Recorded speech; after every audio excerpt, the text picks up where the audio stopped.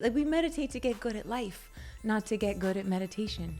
So if you feel happier on the other side, guess what? You're going to make better decisions. You're going to make better friends. You're going to enjoy your life more, which is why we're freaking here.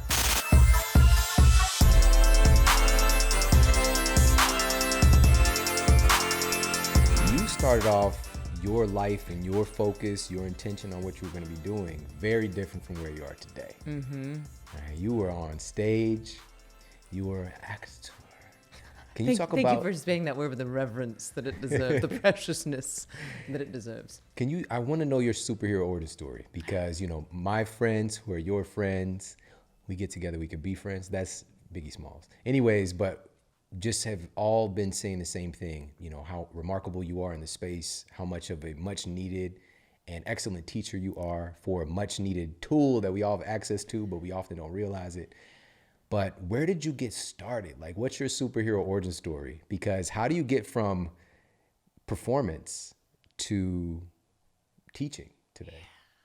So I wanted to be an actress since I was a little girl. I remember I was reading the newspaper on the floor of my mama's bathroom. She was in the shower and I saw an ad for a thing called Young Actors Theater.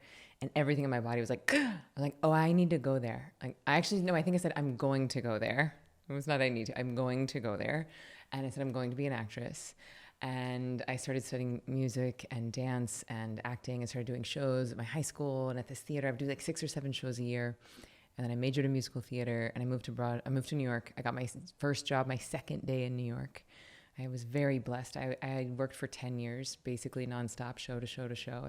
I never was unemployed except for like 7 months. And then my last show was a chorus line where I was understudying 3 of the leads. So that means you have no idea which character you're going to play when you show up to the theater. And sometimes they switch you from one to the other, or you're just in the dressing room and they call you on midway through. So it's constant fight or flight. It's constant panic. And that fear of speaking in public is actually worse than death for humans. Yeah. Because back in the day, we'd get kicked out of the tribe, right? And which meant death, but it was like shame and death. So you'd rather just die than have shame on top of death. So, and one of the roles that I understudied in a chorus line I was really, really bad at. I couldn't sing it. I couldn't dance it. I was miscast. And it's embarrassing to be on a stage with 3,000 people looking at you in a leotard and be like, like I just couldn't hit the note, And so that would lead to just like feeling terrible about myself and not being able to sleep. So I had insomnia for 18 months. Wow. I mean, like how terrible that is for you. And then long story short, the girl sitting next to me in the dressing room was a meditator and she had a harder job than I did. She was like five roles. She was understudying. And I was like, what do you know that I don't know? And she said, I meditate. And I was like, oh God, this is like the biggest eye roll I could muster. And I was like, one of you. And she said, no, it really helps my performance. It helps my sleep. It helps this. I didn't believe her, kept having insomnia. I started going gray at the tender age of 26. I was getting injured all the time. And it was confusing why I was living my dream on Broadway and miserable. So I found meditation and it changed my whole life. On the first day of my first class, I was in a different state of consciousness. That night, I slept through the night for the first time in 18 months. I have every night since. That was 12 years ago. I stopped going gray. I stopped getting injured. I didn't get sick for 8.5 years. And so I was like, hello, like, why is everyone not doing this? Like, I found the thing that everybody's looking for. Oh, it's actually just right inside of you. And so I left Broadway. I went to India. I started training for about 3 years to be a teacher. And then I was not in India that whole time. I'm not that hardcore. My training was very hardcore, but it was not in India the whole time. And then I graduated, and then I've taught about 50,000 people to meditate and, wrote that book that came out a couple years ago. And it's been really fun to see the evolution of meditation over this past decade. Because when I first started teaching, it was like a bunch of monks and me. And I was like the accessible one, because like you either had to like go, like stop eating meat and move to a cave and stop having sex and, like apprentice someone. And then I was like, hey, everybody, like you can just use this as a tool to be better at performance. And now as meditation has become everywhere, now people think meditation is a free app on your phone that they may or may not ever look at. But like, oh, I downloaded it, so I'm a meditator. I don't actually meditate, but I have the app on my phone. Got the app though. And so now I've become this like exclusive luxury product because now people are thinking that it's supposed to be free and that you don't really have to do anything. So anyway, it's been a fascinating journey and I feel really grateful. That's amazing. That's amazing. What was it about this kind of transformation that you had? What is it about that basically made you shift from devoting your life to being on stage, which in many ways, which we'll talk about, you're still on stage, Yeah. but in a different dynamic. But what made you want to shift gears and to share this gift of meditation with so many other people? Well, probably like you. And when I find something that works, I'm like, hey, you gotta try this. Like, this is gonna make you feel better. Like, I just want people to feel as good as they can. Like, I think at the end of the day, my life's mission is to eradicate unnecessary suffering from the planet. Like, when you see people eating crappy food or not sleeping or unnecessarily suffering, it's like, this is solvable. And I get that some suffering is part of the human experience, but unnecessary suffering is just dumb. Like, what are we doing? There is a solution for stress. It is called meditation. Hello. Like, it's not that complicated. So anyway, I selfishly just went to India to deepen my own practice. And it was in India that I had this beautiful moment where 6 months prior, I was in Los Angeles. I was on tour with a chorus line, and I knew there was a bunch of meditation teachers in LA. So I Googled, I was like looking for a group meditation. I showed up at this guy's house. It's just him and his girlfriend. And I was like, well, this is not the group meditation experience I was really interested in. But they seemed not crazy. So I went in, I had my purse on my lap, and I was like, I'm meditating, like one eye open. And then finally I was like, all right, they're not serial killers. Like, just go. And I like went into the meditation, and afterwards I open up my eyes and I see this beautiful, I don't know if it's a photo or a painting, but it was this like bridge with a light at the end of it. And I said, what is that? And they said, that's Rishikesh. I was like, what's a Rishikesh? And they go, that's this town in northern India. We do this retreat there every few years. Are you coming? And I was like, no. When is it? And they said, it's February. And I said, yeah, I'm going to go. So cut to 6 months later, I'm in India. And we would go meditate on the banks of the Ganges every morning at sunrise. And so we're walking, and I get to this bridge, and the sun is rising on the other side of it. And I stop in my tracks, and I start sobbing, crying, because I know that the me in that moment has gone to the me in Los Angeles and said, hey, you got to come here. And like every time I tell this story, I get full body goosebumps, because it's one of those beautiful moments where time just laps over on itself, and you are guided. And so it was in India that I decided I wanted to teach this. But even then I was like, oh, it'll be later when I'm done dancing, when I'm done singing. And so I thought I would just do both. It'd be like a cute side gig when I wasn't in a show. And then my agents would be like, hey, can we get a headshot and resume? And it would take me like 3 months to get them a headshot and resume. Meanwhile, I would have taught 400 people to meditate. And then it just kept growing and growing, and became very clear where nature wanted to use me. When you were telling that story, it was very similar for me to Doctor Strange. I don't know. Have you seen Doctor Strange, the movie? Mm-mm. Well, he gets injured, which for you, this could be like a, spiritual injury that you were undertaking. Mm-hmm. And, he finds his way, just random circumstance. He goes to a basketball court, basically. And he basically opens his eyes and he sees this picture of where he needs to go, which metaphorically for him, it was a person who told him. And then for you, it was like seeing this picture and somebody told you. Yeah. And he found, landed in India, and, just going through all of these different processes and excavation and human exploration of himself. And he's kind of, unlocked this superpower, basically, and has devoted his life to doing something he wouldn't have thought that he'd be doing, and really becoming an advocate for, protection and basically unlocking the superpowers of other people. Protecting our realm as well, not to be disrespectful to his job. It's a big job. But what you're doing, honestly, the most important realm really is ourselves. We have a universe that just exists within ourselves. We are it. We are the universe. And so tapping in, and you said something earlier that I want to ask you about, because all meditation is not the same. Like, it's a very broad term. Yeah. Especially today. There's so much.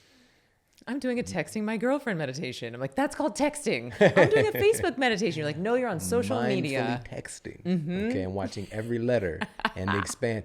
What's up with the auto expand? Like, every time I try to, write like a naughty word, like it's not tuck.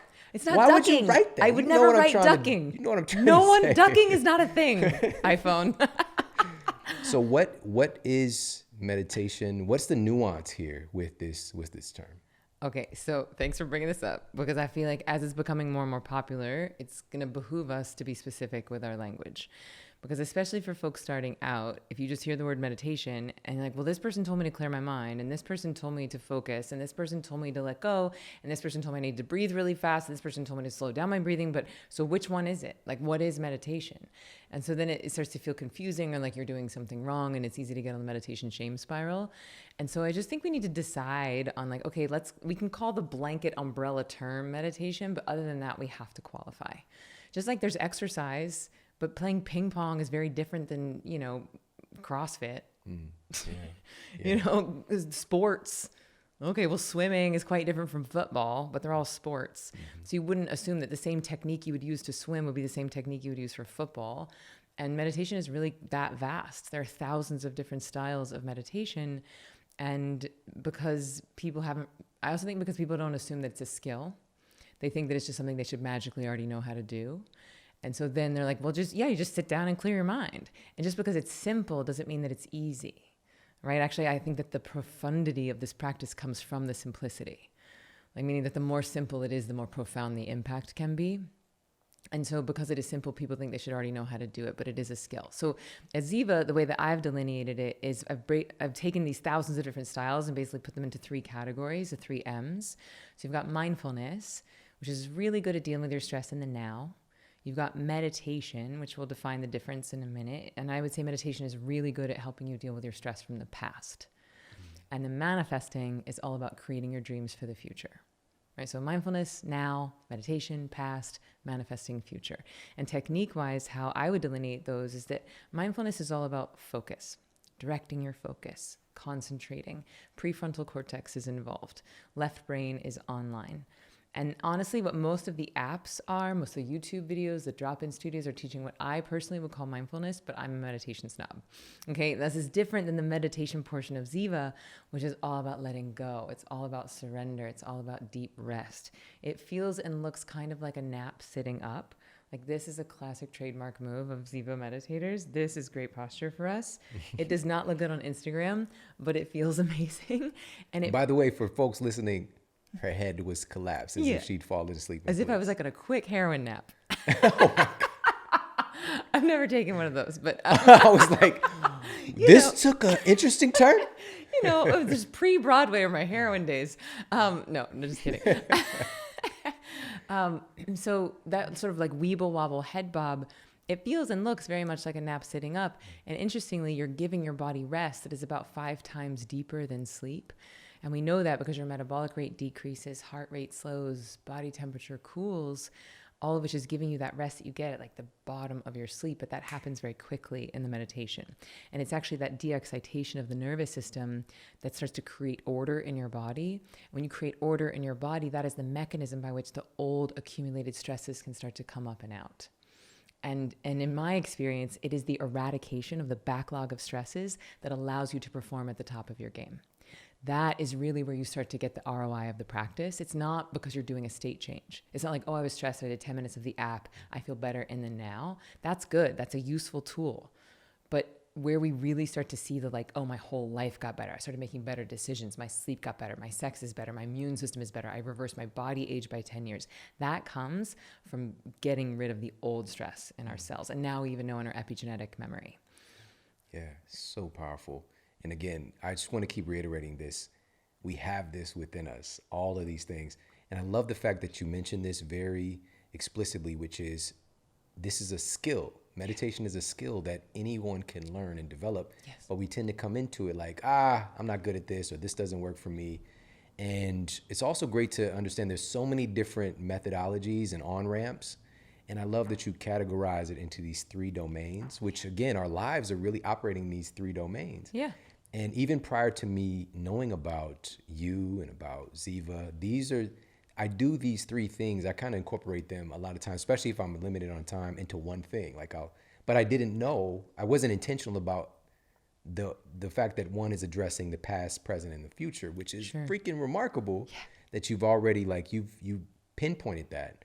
So one of the other aspects, obviously, is deriving some of the benefits of sleep without sleeping per se. Yeah. But meditation can also improve your sleep quality. Yes. So let's talk about that. I I'm so happy this is happening right now. I feel like I'm a little bit having the thing that I had in Rishikesh because I've listened to your podcast on sleep and the way you talk about meditation and sleep, and I'm like, yes, he gets it. Like I feel sometimes like I'm listening to like my own inner dialogue about this stuff, and so I'm just so happy to be here and to be having this conversation with you. And thank you for your lifetime of work of helping people stress less and sleep better. It's really making a difference, and I'm just so delighted to be here. Thank you. Okay, so couple of things. Yes, meditation can both give your body rest as if it is sleep and also make your sleep better. So here's what's happening for most people in the world is that sleep is the most restful form of rest that they have. And so they're having to use their sleep as a time for stress release, right? Because as you know, when you give your body rest, it knows how to heal itself. And one of the things it heals itself from is stress. So you lay down to sleep at night, body gets a bit of rest, starts cleaning house, getting rid of stresses, body starts to launch into activity, mind corresponds with activity. What is mind activity? Thoughts. So we start having thoughts and then your mind is off to the races. It's 6 a.m. You haven't slept a wink. That's one form of insomnia. If you start inserting a meditation practice into your day and you start using the meditation for stress release, you can start to use your sleep as a time for sleep. This is why it improves sleep latency because you're not spending 2 hours of an off ramp, right? You're just like, you've already eradicated the stresses from the day. So it's like, oh, time to sleep. Good night. And you just, it's not that instant, but it can be much faster. Yeah. And then also, so we've been tracking people's sleep data pre and post Ziva. And a lot of folks, before they take the course, their sleep looks like light, medium, deep, wake up, light, medium, deep, wake up, light, medium, wake up. And that takes them 8 or 9 hours. They wake up, they're exhausted. And then after Ziva, their sleep signatures will change to light, medium, deep for 6 hours, wake up. So they're sleeping for less time, but they're waking up feeling much more rested and refreshed because, again, their body isn't having to use that time of sleep for stress release because they've already done that cleaning during the day. And so, and that's really where one of the ways that Ziva is so magical is because it is, even for 15 minutes, it's about an hour-long nap in the morning and the equivalent of about an hour-long nap in the afternoon. So you're actually decreasing the amount of sleep that you need at night and you're increasing the efficiency of it. That makes sense, especially from the stress domain.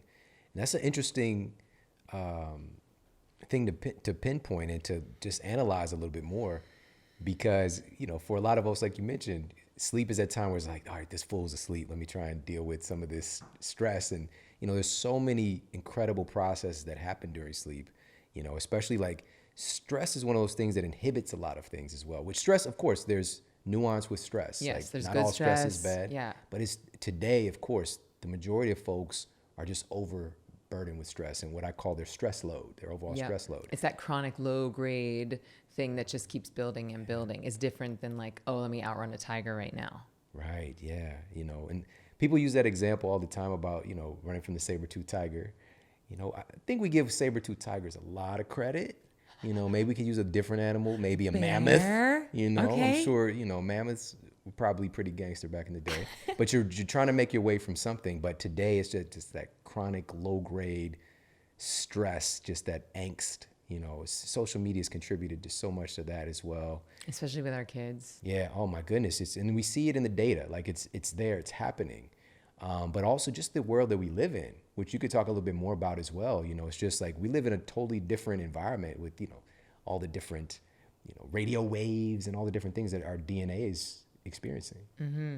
I think a lot, and I'm sure you know better than anybody about this, but even our food, it's like to eat a mango in the wintertime in North America, it's like there are no mangoes hanging out in New York State in the winter. And so even though I'm like, oh, I'm enjoying this mango, that costs your body something. To microwave food costs your body something. That is not natural. To take a plane, it's not natural. That costs your body something. And so any light in the middle of the night is not natural. It costs your body something. Even a road trip. So all of those things that I just mentioned are burning up what I would call adaptation energy. And when you run out of adaptation energy and then you have another demand, the body will launch into fight or flight, whether you've read Eat, Pray, Love or not, whether you've read The 7 Habits of Highly Effective People or not. And so the thing is, we don't act in accordance with what we know. We act in accordance with the baseline level of stress in our nervous systems. And so if we're constantly taxing it, even in small ways, oh, just 10 minutes of social media here. Oh, just 20 more minutes of watching the news there. Oh, I'll just eat this one cheat meal. Oh, I'll just have these few cocktails. Oh, I'll just, we don't even realize the load that we're under. and what that's costing us. And then we're like at an 8.5, just our baseline of stress. And then you get some bad news, or a pandemic hits, or you're homeschooling your kid while you're working. And then you're redlining, right? And then you have no room to adapt. And that's where a lot of folks are finding themselves right now, where they've got loneliness. We know loneliness is worse for us than smoking physiologically. And so I think we have to get very serious about the long tail psychological and emotional impacts of this collective global change that we've all been through. And even if like tomorrow we all woke up and it was quote unquote back to normal, which, there's only a new world. We're only evolving forward. But let's say we could hang out and everything's all just, dandy tomorrow. Peachy keen. We're still going to have to deal with what's in our cells and what we've all transitioned through, especially for kids. Yeah, and that's exactly what I want to ask you about, because our kids are really born into it. So much more abnormal behavior and circumstances and environment that really our genes have not experienced throughout our evolution. They're just born into it. Babies, they're like 3 months old and they could fiddle with an iPhone and like learn how to get to, so it's very different. So I want to ask you these techniques that you've developed. And again, so many of my friends who are like, they're incredibly influential with millions of people that they're impacting, utilize you and your teachings and your resources. Can this be effective with our kids as well?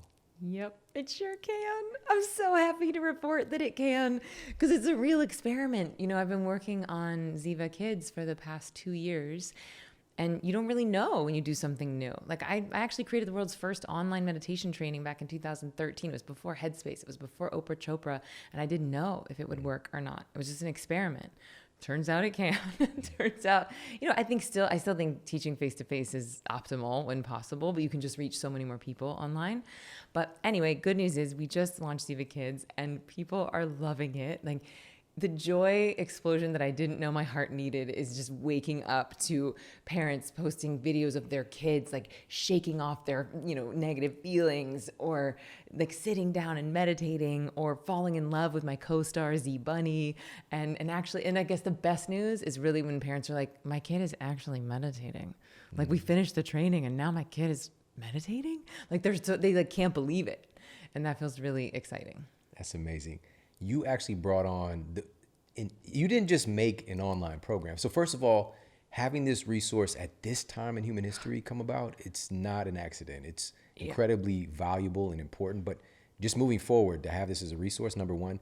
But number two, you got folks from like Sesame Street, like freaking, can you talk about the quality of this Harvard, to put this together? It is unbelievable. Thank you. Thank you for checking it out. I started 2 years ago. I had no idea we were going to be in a pandemic. I had no idea kids would be homeschooled. I had no idea kids were not going to be able to be with each other or play sports or see people's faces or any of that when we started. But I just knew it was our number one most requested course. The parents were like, I want to share this with my kids. I want my kids to experience this. Or just selfishly, they're like, I don't have time to meditate. My kid is like, hitting me on the head with a pillow. Can you teach them how to meditate so we could do it together? And so we started, the first call I made was to one of my students named Jake, and he was a puppeteer at Sesame Street. And we started brainstorming. He's like, I would love to be the puppeteer. I was like, great. And then he put me in touch with a puppet builder from Sesame Street. They put me in touch with a writer from Sesame Street. And then I met a mindful youth educator from Harvard who specializes in Eastern practices. And then I brought on Dr. Shafali, who's Oprah's parenting expert, many child psychologists. So every single word of every sentence of every episode has been vetted by doctors and psychologists and, childhood entertainment experts. And it was a really fun time for me to bring my Broadway background to the forefront. So it's just, high kicks and fart jokes. And here's the way to a 5-year-old's heart. I've learned it's very scientific. More butt jokes. Just all you got to do is talk about butts, and then you're in. we honestly, all of, not just for kids, all, my wife, myself, and my 9-year-old son, we were just, this morning, we're just like giggling like little babies, just with the, shake the booty part, It's fun. Yeah, it's fun. And it's also, there's an essence to it. There's a point, there's a practical application. Let me share what my son said after, because we checked out some of because there's a segment for younger kids. You were born for this. This is true. Like, because of your background, as I was watching this, I was like, this is unbelievable. Like, this is actually unbelievable. And you're speaking a language when we're talking about the younger group, there's a course for younger kids, Yeah. and then there's a group for kids that are, I believe, 9 and up, 9 to 14. Yeah, so the whole course is 4 to 14, and there's a younger one, 4 to 8, and that's where Z Bunny's really prevalent. He's my, adorable puppet co-star. And then there's one for 9 to 14-year-olds, where we use more other preteens. We talk more about the science, about the social pressures that they're under. And you're also even speaking their language, like, hey, I know some of you guys are interested in this. Some of your parents just want you to do this. Yeah. But you actually are like looking through their lens, speaking in a different tone, a different language, a different cadence. I wore a It's really amazing. cool leather jacket. I was like, look how cool I am. I'm not an old mom. I'm hip. I'm cool. Sandy. So my son, after he did the session for the older kids, he's 9 years old. So the 9 to 14, he said this today. He came into the kitchen because I was just like getting some stuff together, and he was in the other room doing it along with my wife. He came in, he said, quote, and I quote, "That meditation made me feel really happy." Yes. Yeah. Yeah. So I mean, it's like that. incredible. It's that simple, right? Like we meditate to get good at life, not to get good at meditation. So if you feel happier on the other side, guess what? You're going to make better decisions. You're going to make better friends. You're going to enjoy your life more, which is why we're freaking here.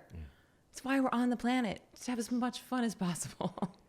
Well, I want to talk more about some of these kind of epidemic issues that are going on with our kids, and also dive a little bit deeper on some solutions. For me, this is a big reason why I do the work that I'm doing. I don't talk about it as often, but it's like, it's a tenet, it's a foundational thing, it's a modus operandi. I care very much about our children because I know that really changing the world, a big part of that is just raising better humans. There's so many different issues. Hurt people. Yes. And so just creating atmospheres where kids have access. I did some terrible things when I was a kid. I grew up in an atmosphere that we were taught to solve our problems with violence. And so that's how I approached life, And for me, it's about exposure.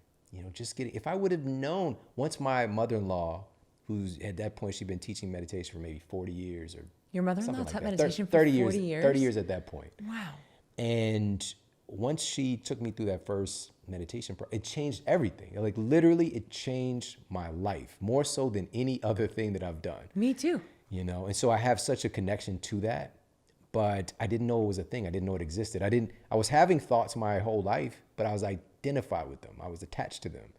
I didn't realize that there was something beyond that, And so for our children. How old were you? I was maybe 26, 25. Yeah, I was like 27. Yeah, but it changed it was actually a time like I had to learn how to live again in a sense, because You're running a one-legged race your whole life. right. Now you got to I was figure on out how to some use Forrest Gump, both like, for hemispheres of real. your brain. I had to run up out of those braces, man. And now that once I got out of the braces, like I realized that I can create my life. I realized that I can create my thoughts, that create the way that I want to feel. We are so powerful. And everybody listen, you can get to that place if you're not already there. And these moments, these conversations, these tools are there to help us get there. So I want to talk about this overlooked epidemic right now of kids really being trained and inundated to suppress their feelings in a sense. And, we talk about, hey, you should talk about it, reach out to a friend. But there's another dimension that's really the overarching kind of thing that's being forced upon kids. Can you talk about that a little bit? 1000%. This is the exact reason why I made Ziva Kids, because most of us have been trained since infancy to not feel our feelings. And our parents didn't even know they were doing it. We don't even know we're doing it. It's real insidious. We're just like, shh, don't cry, have a bottle. Shh, don't cry, have a toy. Shh, don't cry, have an iPad, have some Facebook, have some wine, have some booze, have some pills, have some pot. And then next thing you know, we have an opioid epidemic. Next thing you know, we have 40% of American adult women on anti-anxiety or antidepressants. And this is not to be a judgment call against that. There's some really good use cases for medicine, and lots of people meditate and use medicine, but I don't think that 40% of adult women have a Zoloft deficiency. I think that we have not been trained how to feel our feelings. And now that I'm a mother, I get it. Like I get how painful it is to see your kid suffering. I get how painful it is to see your child in pain. And so of course your first instinct is to try and stop it, to try and comfort it. But unfortunately, the way that we comfort it is often by repressing. And you notice someone falls down. What do you say? You're fine. You're fine. You're good. And it's like, what if they're not fine? They're bleeding and they're terrified and they're in pain. Do you call that fine? So it's like, let's let them have their experience. Let's be honest. Let's be curious. Let's narrate the reality of the situation. You fell down. You're bleeding. Was it scary? Did it hurt? Let's find out. Let's make ourselves as adults and parents resilient enough so that we can hold space for our children to feel whatever it is that they're feeling. And that's not to excuse bad behavior. That's not to excuse, irresponsibility or meanness. But you can be angry and not mean. You can be sad and still do your chores. And so I think that we as adults and certainly as parents have to develop the emotional fortitude that it takes to, and pardon this overused phrase, hold space for the bigness of our children's emotions. And I didn't actually know what that term hold space meant fully until a friend of mine, I've been going through a very challenging time these past few months, even on top of the pandemic. And I have a friend who has done an extraordinary amount of work on herself and has the capacity to see and feel me. She just said, "How are you doing?" I think something in my body knew that she could hold the bigness of my sadness. And I just started sobbing, crying. And she just crawled behind me and wrapped her arms around me and her legs around me. And she was like, just lean in. She's like, feel all of it. Feel all of it, Emily. Feel all of it. And then when she felt like that had cleared, she said, what if we meet this pain with love that is even greater? And it was such a masterful way to help me through that catharsis. I was like, what if we could do that for our children? Instead of just like, you're fine, you're fine, you're fine. And that's often because we are hanging on by a thread, right? So if we develop our own meditation practice, we get out of fight or flight ourselves, then it's like, yes, you're sad right now. Yes, you're angry right now, but I can sit in this with you. Yeah, that's so powerful. Recently, just to reiterate this point, because what you're saying, this is backed by so much solid science. Mm-hmm. We just had on Dr. Caroline Leaf, and she talked about how, truly, we are storing these experiences in our body. Mm-hmm. And repressing our experiences is one of the leading ways that's contributing to our deaths of despair.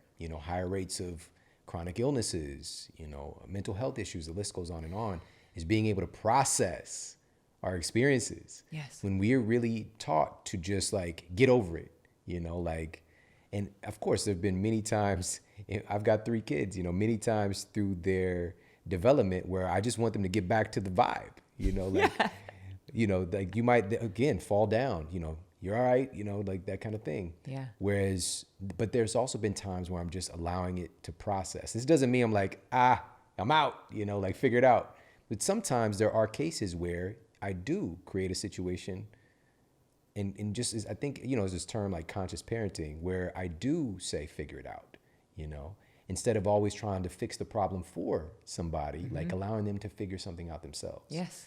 Allowing them to lift themselves up in certain dimensions. Now, we're not talking about a kid gets hurt and you just leave them there on the curb and you drive off. Mm-hmm. We're talking about just allowing more processing, but that's more of a really visceral experience, but just in the day to day. If there's an upsetness, something happens in class, something happens with, in a communication with the teacher, I'm very, I feel it. I feel a pull to problem solve whenever mm-hmm. my little guy's upset. Especially, I've become more sensitive as time is going on as well. Now these Disney movies, we just watched Raya and the Dragon. At the end of the movie, I'm over there got the lump in my, I'm just looking over, everybody's cool. I'm just oh. So what it give and so just to push this one step further, what if you let it out? What if you let that lump in your throat actually be tears? I'm right there. Okay, good. If it's gonna come, it's gonna come. Okay, good. Because then what a beautiful model to give to your children. Yeah. And I'm not suggesting here that we have to be perfect parents, right? I'm suggesting that you can actually be exactly where you are and model by example, mommy's feeling sad today. Mm-hmm. I'm, daddy, I feel angry. You can again be angry without being mean. And so if they see you processing and experiencing the full range of your emotions and that feeling safe to them, then they will feel more safe inside of themselves to feel the full spectrum of their emotions. And so the way that we illustrate this inside of Ziva Kids is actually with these puppets called the Stormies. So there's the mad Stormy and the sad Stormy and the scared Stormy. Because really at the end of the day, we're either mad, scared, or sad. And so Z Bunny is training to be a superhero. Like you said, these tools are here to unlock the superpowers inside of us. And so as he's training to be a superhero, he comes up with these challenges that bring up these big emotions. And then I teach him tools to help him to move through those emotions so that he can, move towards his goal.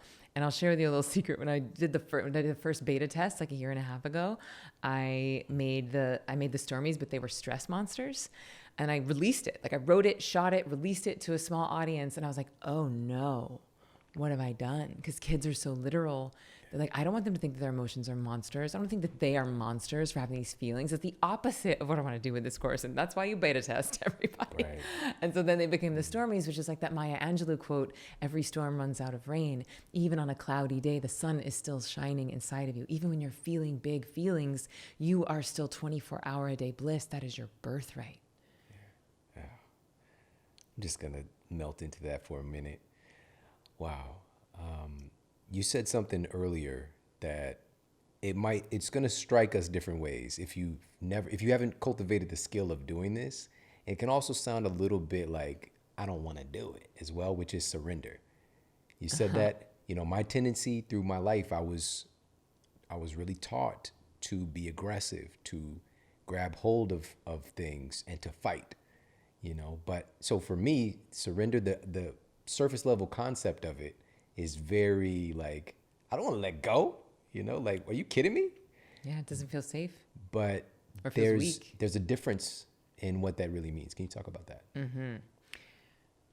To me, surrendering does not mean giving up.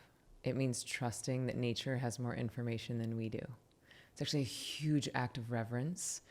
And if you're going through life thinking that you have all of the answers and that you have to do everything by yourself, 1, it's wrong. 2, it's not sustainable. And 3, it's not fun. Those 3s. So like, what? Stop doing that. We have a whole other hemisphere of our brain. The right hemisphere of our brain is all about surrender, connection, intuition. It's where we get our downloads. It's where creativity is like whispering to us. And because most of us have been using our left brain for so long, I got to do it myself. Think, take action, achieve, make money so we could be happy in the future. Because most of us have been in survival because we didn't feel safe enough to feel our feelings.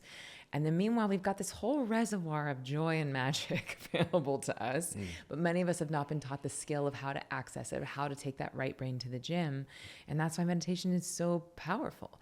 Because yes, you start to access it in the sitting, but then over time, you start to increase neuroplasticity. That corpus callosum thickens. The whole machine starts to fire as it was designed. And then you start feeling this flow, this serendipity, like, oh, nature does have my back. Oh, I thought about someone and they called. Oh, I show up on Shawn's doorstep and there's a box that says everyday magic. And I was like, oh, that is right. I am an everyday magic. And it's just, that when you just get that little extra pep in your step, that extra little high five, that wink from nature, that to me is when your whole brain is firing as nature designed. Like, we were not designed to be sick, stupid, and tired all the time. That would be mean, and nature's not mean. Yeah, that's powerful. That's so powerful.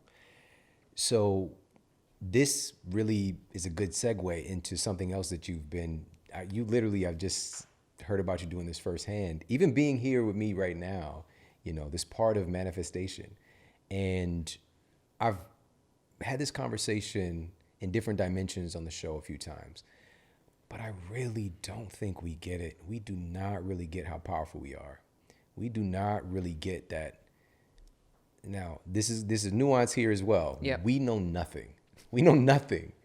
We think that our lives are so solid and it's just like seeing is believing. And I'm a scientist, so I really operate in that domain. Like, that's my tendency.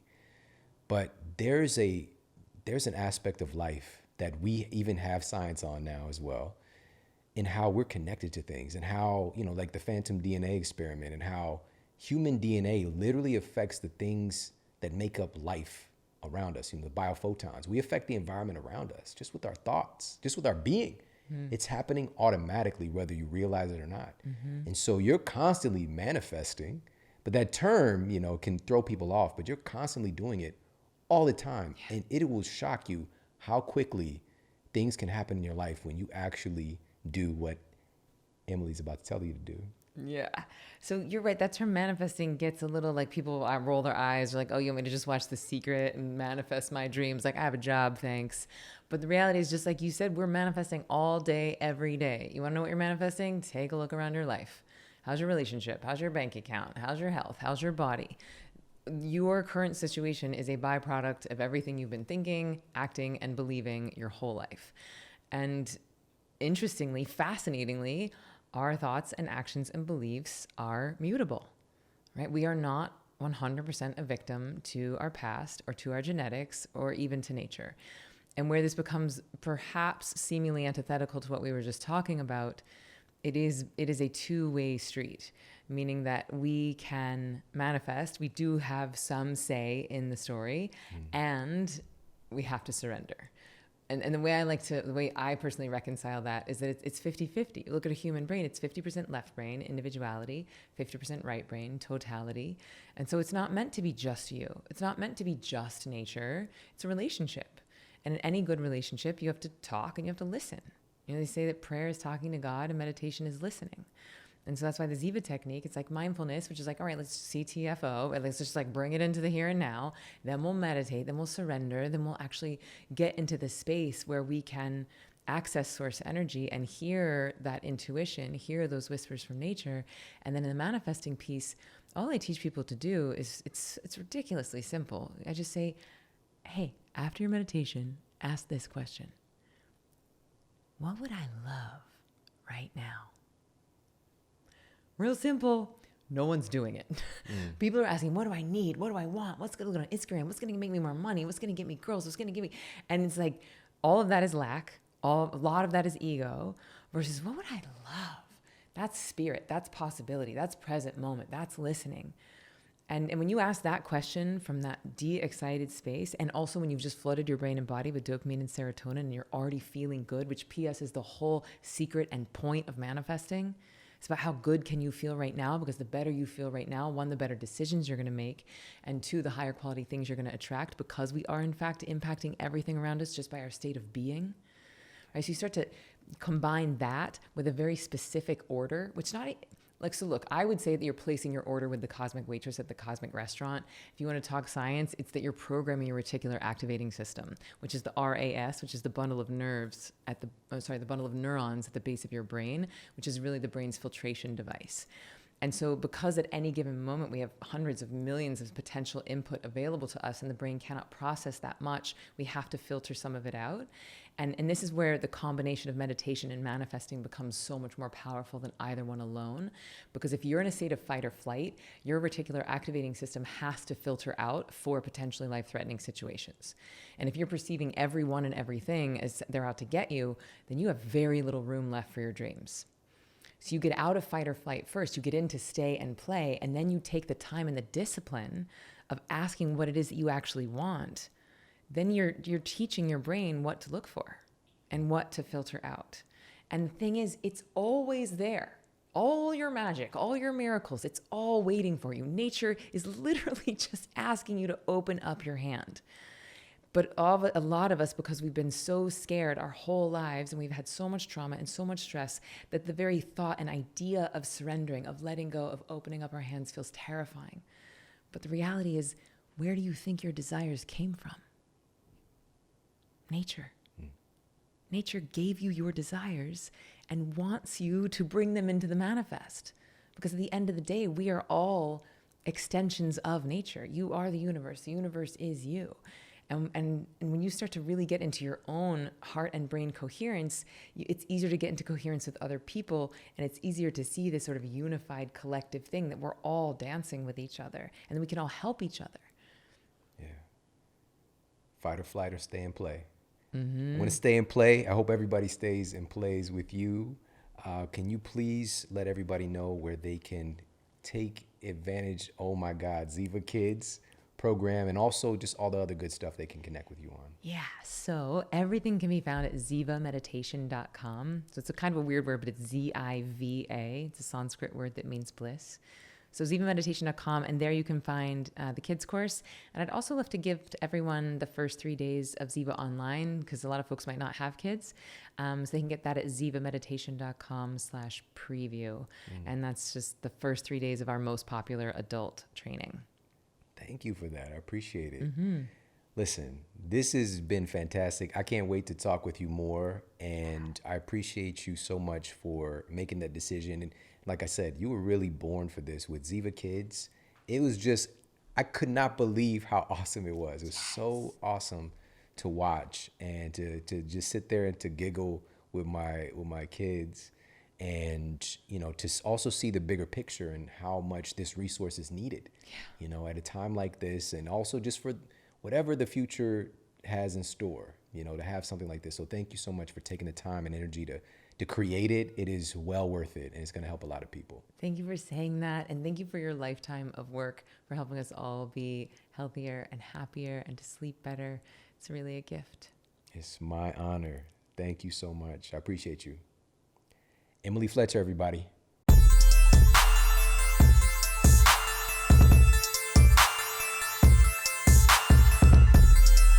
Hey, if you like this video, make sure to check out this video right here to optimize your mindset and to achieve your goals faster. A study published in Proceedings of the National Academy of Sciences demonstrated that sugars, quote, silence genes that regulate the proliferation of beneficial bacteria.